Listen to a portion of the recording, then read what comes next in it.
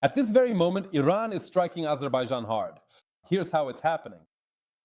What's important to mention here? There was a strike on the airport in the city of Nakhchivan. This is complete madness. And there was also a missile strike in the immediate vicinity of a school building. There have been a number of reported casualties as well. The Azerbaijani Foreign Ministry has officially responded and says they are fully ready to answer Iran. Ilham Aliyev is putting the army on combat. Alert! Also, what else is it that I want to say? Drones are striking Abkhazia. Iran has nothing to do with it. It's the armed forces of Ukraine at work. This is the Pritseli project. My name is Vladimir Timoshenko. Let's get started.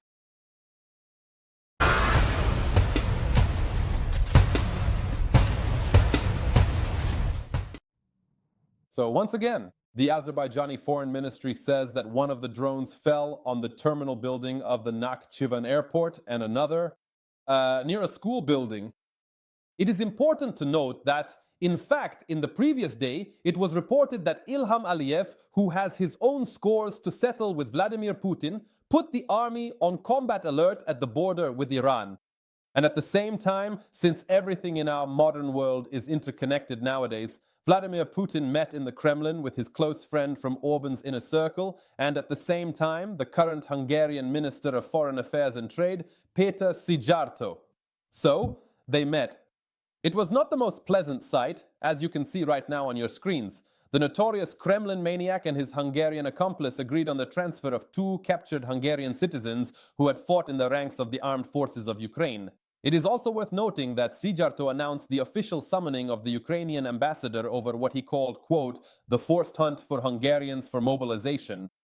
Putin also cynically stated about the possible cessation of supplies to European countries from Russia for the full implementation of the ban on purchasing Russian gas, which had been previously announced by the European Union. Now listen to what the nasty little Putin had to say. You just said they plan in a month, the 24th is the last day, and from the 25th they will introduce restrictions on the purchase of Russian gas, including liquefied gas. And in a year, in 2027, there will be even further restrictions up to a complete ban. And now other markets are opening up. And maybe it would be more profitable for us to completely cease our supply to the European market right now, to transition our focus toward those markets that are opening up and firmly establish our presence there. And here as well, I want it to be perfectly clear, there is no political motive behind this. But if they're going to shut us down in a month anyway, or in 2, then it's better for me to stop ourselves right now and move to those countries that are reliable partners and establish ourselves there. But this is not a decision. In this case, it's just thinking out loud, as they say. I will definitely instruct the government to work through this and ensure we collaborate together with our companies. Oh, Putin is clearly not thinking about that right now. It's all a pathetic spectacle, especially in the company of that well-fed Zarubin. Putin would do better to pay attention to what's happening in his own Moscow. Just the other day, air raid sirens were sounding there all day long. For now, it's just for training. Friends, you understand none of this happens for no reason. Look at the details, then let's decide for ourselves. On the morning of March 4th, residents of the capital of the Russian Federation woke up to the sound of an air raid siren.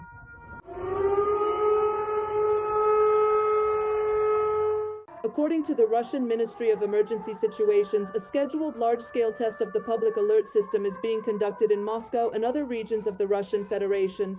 Electric sirens and loudspeakers have been activated, and the broadcast of national TV and radio channels has also been interrupted for the test. Meanwhile, it has become known that Russian air defense likely shot down its own military helicopter while repelling a drone attack. This was reported by Russian military bloggers and Telegram channels associated with aviation. According to information from the internet, this happened on the evening of March 3rd in the Rostov region. Reports indicate that the helicopter crew was killed. There is no official confirmation of this information yet. The governor of the Rostov region has only confirmed the drone attack. Last evening and night, the Rostov region was subjected to an air attack. Several dozen drones were repelled in 2 districts, Milarovsky and Tarasovsky. Earlier, it was reported that on the night of March 2nd, a massive strike was carried out on port infrastructure in Novorossiysk, Krasnodar Krai, Russian Federation. As a result of the attack, 5 military ships were damaged. According to available information, the most serious damage was sustained by the minesweeper Valentin Pikul. There are also reports of damage to the ships Yeysk and Kasimov. According to preliminary information, as a result of the incident, 3 servicemen were killed and another 16 were wounded. All right, Moscow, right now, as you already know, the Iranians are striking Azerbaijan, and at this very moment, shelling is also taking place in Abkhazia, but we'll talk about that a bit later. And now, another extremely important topic, and you understand what the main topic of this morning is. The thing is, the strike on Azerbaijan was not carried out with an ordinary Shahed drone, but with a long-range Araj-2. It is distinguished by a flight range of up to 2,000 kilometers, a warhead of up to 260 kilograms, and the ability to bypass air defense systems. And the Iranian Foreign Ministry has already responded quite harshly. I'll quote, Azerbaijan is ready to respond to Iran with a strike. So essentially, Baku is entering into a war against Iran. Well, you probably remember quite well, right, that Azerbaijan really did significantly reinforce its troops at the border. And here's another interesting twist. If you analyze the situation, yesterday, as you recall, Turkey intercepted an Iranian ballistic missile. And everyone perfectly understands that. Erdogan and Aliyev, the presidents of Turkey and Azerbaijan, have a very good relationship. And now it seems Iran is definitely going to feel very uneasy, to put it that way. So what exactly happened yesterday in Turkey? Our next segment is about that. Turkey intercepted and destroyed an Iranian ballistic missile that was heading toward the country's airspace. The press service of the Turkish Ministry of Defense reported the incident. A ballistic missile.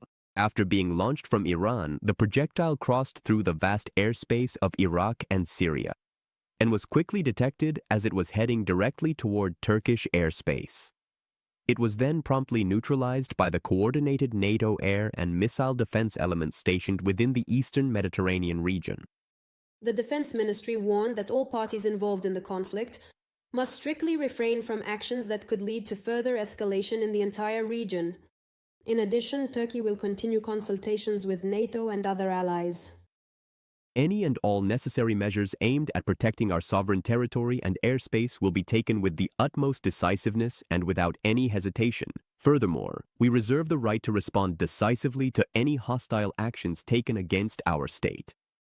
NATO Representative Alison Hart has already condemned the attack and stated that the alliance firmly supports all its allies, including Turkey.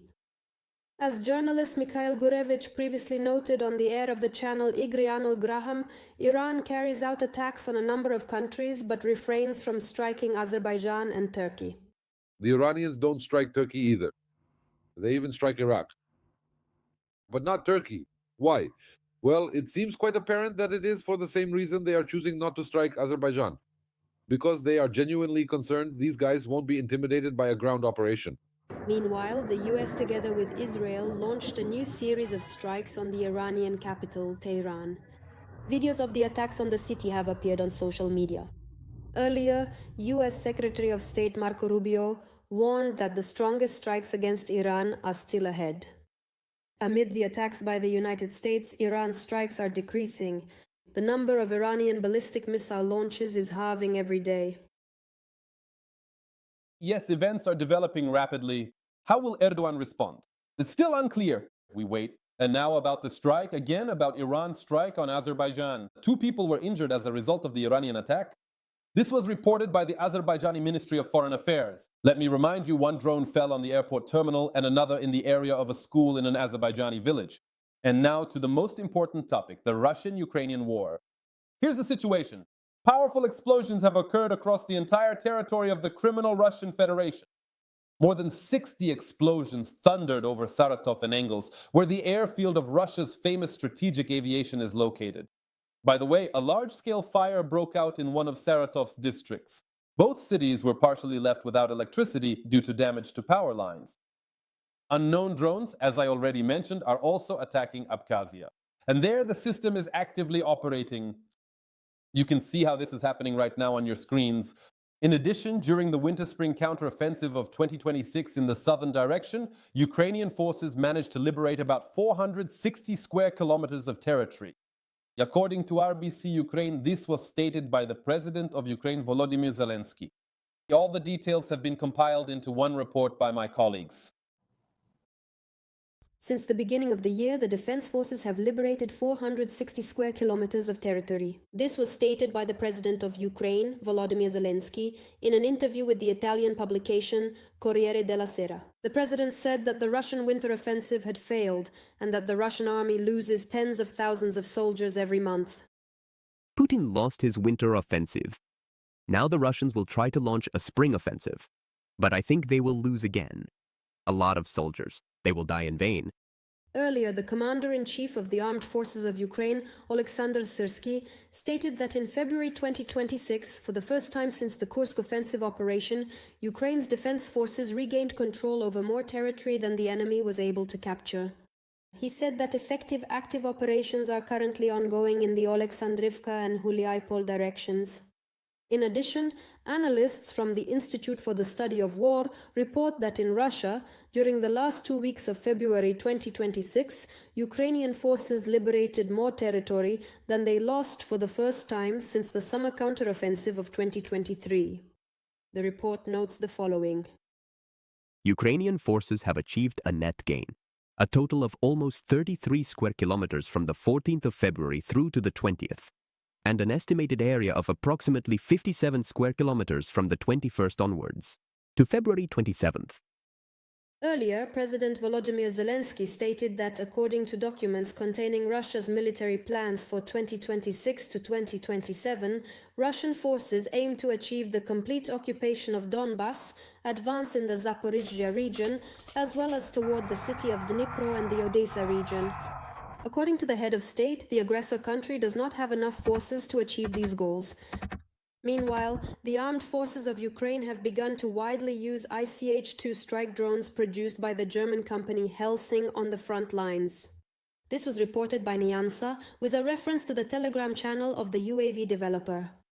It is noted that German drones have been observed in several sectors of the front in Ukraine.